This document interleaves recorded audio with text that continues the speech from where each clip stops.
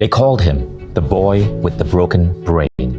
At 5 years old, Jim Quick fell off a chair and cracked his skull. When he got out of the hospital, his parents noticed something was different about Jim. His brain trauma had left him with severe learning disabilities. He struggled to understand instructions. He struggled to learn and recall information.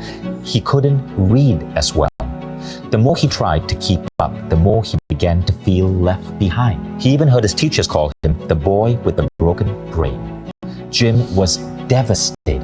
His mind wasn't working like everybody else. So every night when his parents were sleeping, Jim would hide under the covers, shine a flashlight, and try to learn how to read better using comic books.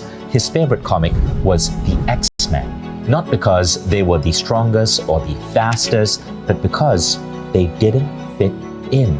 They were mutants. They were outcast, bullied, beaten. The X-Men were told they were not worth anything, just like Jim. Yet Jim had no idea that his dream would come true. He would be an honorary X-Man. What inspired Jim was how every member of the X-Men had a hidden power to give to the world, a superpower that to develop, they trained at a special school, a place where lost, lonely souls could find a home and find their super friends. They call this Charles Xavier School for the Gifted, a place that would transform them from an outcast into the X-Men superheroes they were born to be. At 9 years old, Jim read in the comic books that the exact school that the X-Men were in was based in Westchester, New York, the same place he grew up. So every weekend he would jump on his bike and ride around the neighborhood from dusk till dawn looking for the X-Men school so he could find his super friends. Yet, as the weeks turned to months, Jim came to realize that the super school didn't really exist, and the boy with the broken brain was alone. By the age of 18, he'd reached a breaking point. School had become a constant struggle. He just wanted to run away. At that time, Jim had a friend who said, "Hey, why don't you come over with me over the weekend? I'm going to go visit my family in California. Come with, get some space, get some perspective." Jim went, and as his friend's father was walking Jim around the property, he asked Jim a really innocent question, a question you'd ask any 18-year-old. But for Jim, it was the worst question possible. How's school? Jim broke down. He just starts crying at this complete stranger because of all the pressure he's been facing. He opens up and tells this man his whole life story about the brain injury and the challenges he had growing up with learning difficulties. How he's going to disappoint his parents and be a bad role model for his younger brother and younger sister. He looks at Jim and says, "Why are you in school? Who do you want to be? What do you want to do? What do you want to have? What do you want to share?" Jim didn't have any answers. He'd never asked himself before. So the dad pulls out a journal, tears out a couple of pages of paper, hands it to Jim with a pen, and he makes him write down his answers. His answers to who do you want to be? What do you want to do? What do you want to have? What do you want to share with the world? When he was done, he starts folding up the sheets of paper to put it in his back pocket. The dad grabs the paper right out of Jim's hand, and Jim's freaking out because he wasn't expecting anyone to see his dreams, his fantasies, his goals. The dad starts reading these to himself, then looks at Jim and says, "Jim, you are this close to every single thing on that list." Jim thinks, there's no way. Give me 10 lifetimes. I'm not going to crack that list. And the dad then takes his fingers and puts them on both sides of Jim's head. Right here, he says, between your ears is the key. It's your mind. It's your brain. That's the key to unlocking the dream life. He walks Jim to a room of his home, and it's wall to wall, ceiling to floor, covered in books. Jim starts looking at the titles of the books, and they are biographies of incredible men and women throughout history, and some really early personal growth books. He goes, "Jim, I want you to read one of these books per week." Jim's thinking, have you not heard anything I've said? I have these learning difficulties and all of these learning problems.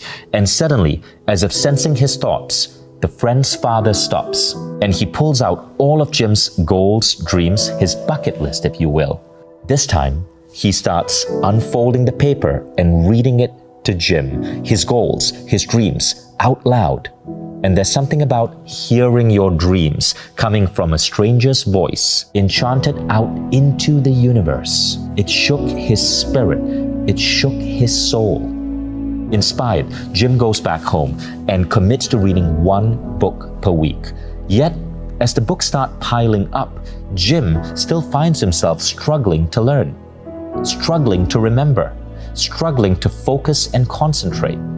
And pretty soon, he starts to despair. And that's when he saw this mug of tea. And it had an incredible genius named Albert Einstein, and a quote below Einstein that said, "The same level of thinking that created the problem won't solve the problem." And it hit Jim like a lightning bolt. It made him ask a new question. What's my problem? What's my actual problem? And the answer came surprisingly easily. Well, I'm a slow learner. I learn very slowly. I have a slow brain. Okay, so how do I think differently about this problem? Well, what if I could learn to learn faster? Right? What if I could learn how to learn? And Jim was like a man possessed. He began to discover everything he could about the brain, how to learn, how our memory works. And what he found out is that everything he thought he knew about the brain was false. How science used to think that after childhood, the brain could not change, and that our brain power would always be fixed and limited, when in reality, nothing could be further from the truth. Jim discovered that through neurogenesis and neuroplasticity, as we grow older, our brain's capacity can grow better. We can create new brain cells, new connections, and do things that are absolutely extraordinary. Even genetics, IQ, age, and injuries like the one Jim suffered, which can lead to forgetfulness, brain fog, learning challenges, can be overcome. But we just aren't taught how.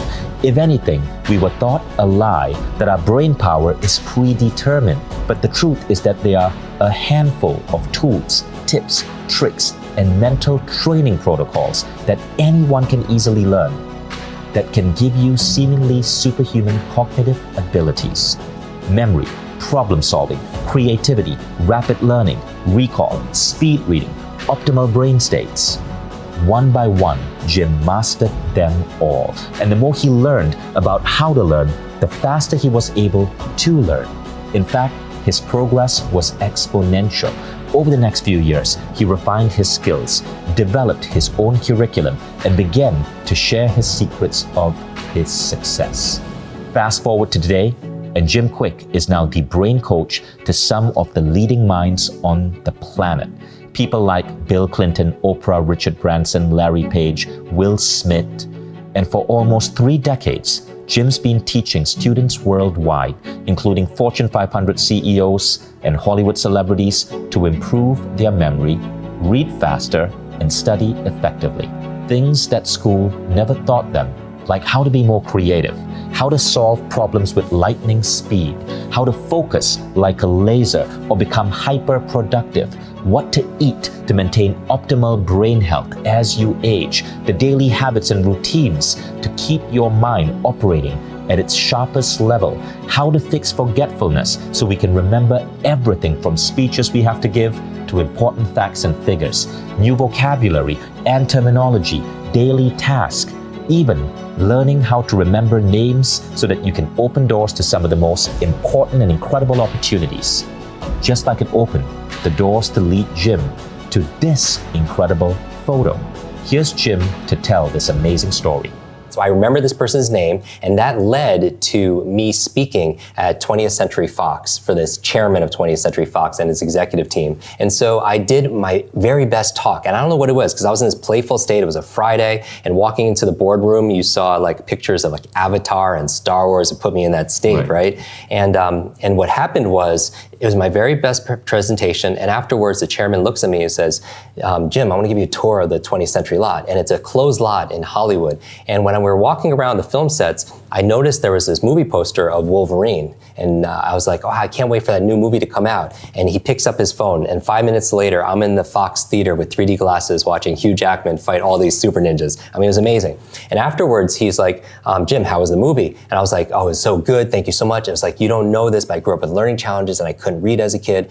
And I taught myself how to read by reading comic books. That was my whole infatuation with comic books and superheroes. And I was telling him, I was like, my favorite comic books growing up were actually Wolverine and the X-Men, because not because they were the most powerful, it's because they didn't fit in. And I'm telling this to the chairman of Fox, he's like, Jim, I didn't know you like superheroes. Do you want to go to Comic-Con? And you know what Comic-Con is? Right. Comic-Con is it was one of the biggest events, most popular events in America. Everybody, thousands of people come together to celebrate comics. Exactly, and they dress up, and it's really wild. And it's in San Diego. And I was like, when's Comic-Con? He's like, it's today, Friday, Saturday, Sunday. And he was like, do you want to go? And I was like, and I go from a 9-year-old to a 99-year-old. And this is a lesson in accelerated learning, because it's not chronological age. It's the age of our mind and the age of our heart, right? Our spirit. And I start thinking about all these excuses, because I was a kid and I'm thinking, no, now I'm 99. It's like, oh, how do I get to San Diego on a Friday? Oh, I have all these meetings here in LA. Oh, I have nothing to wear. Oh, there's gonna be traffic. Oh, I have to wait on lines. And so interesting how adults talk their way out of opportunity, right? And so I always tell people, if you fight for your limitations, you get to keep them.